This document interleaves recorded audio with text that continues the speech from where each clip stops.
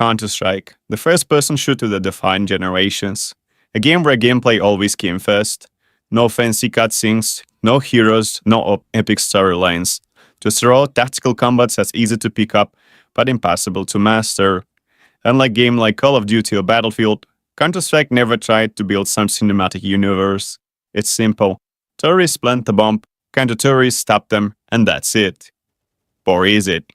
Because behind the simplicity there is something hidden in the background, in the maps, in the factions, in the little details most players never notice.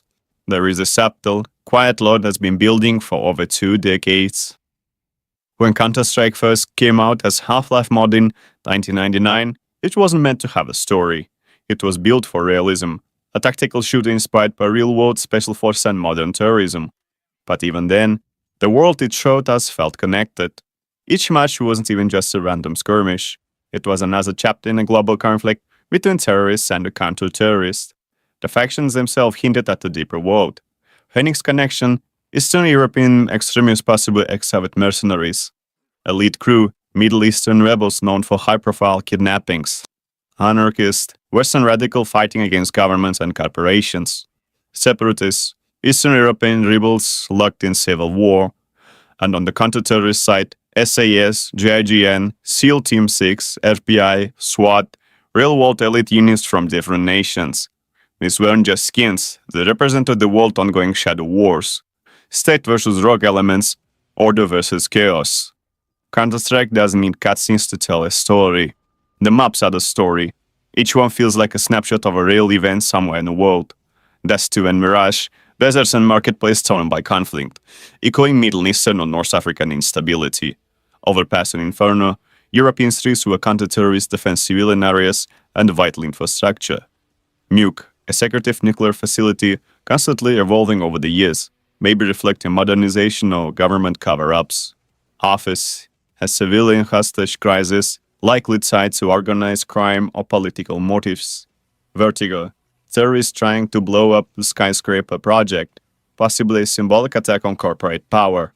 Every bomb site, every piece of graffiti or sign on the wall adds to that atmosphere.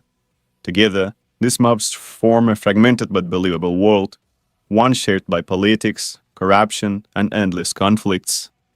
For most of its history, Counter-Strike had zero official storytelling, but with CSGO operations, Valve started to quietly expand the universe.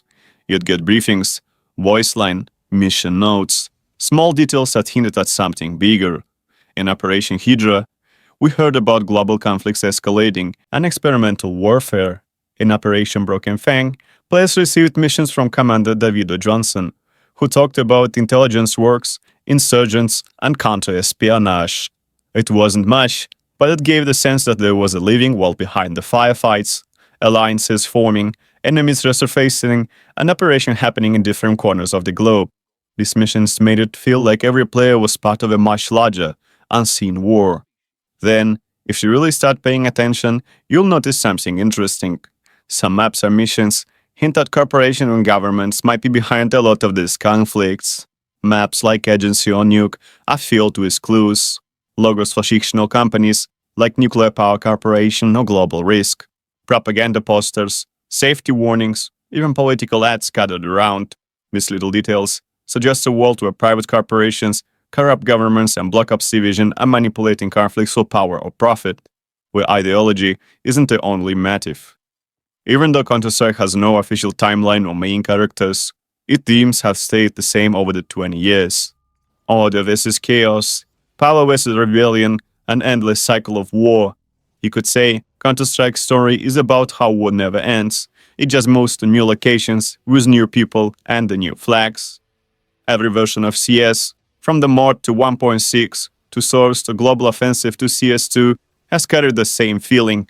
The world's still fighting, just in different places. Valve never says this outright, but all these hints connect, like fragments of a massive, secret world we only see glimpses of. So yeah, Counter-Strike might not have a campaign, main character, or cinematic universe, but it does have lore, not just in a way most games do. It's a story told through environments, factions, or fragments, through names, briefings, and quiet detail hidden across decades of maps.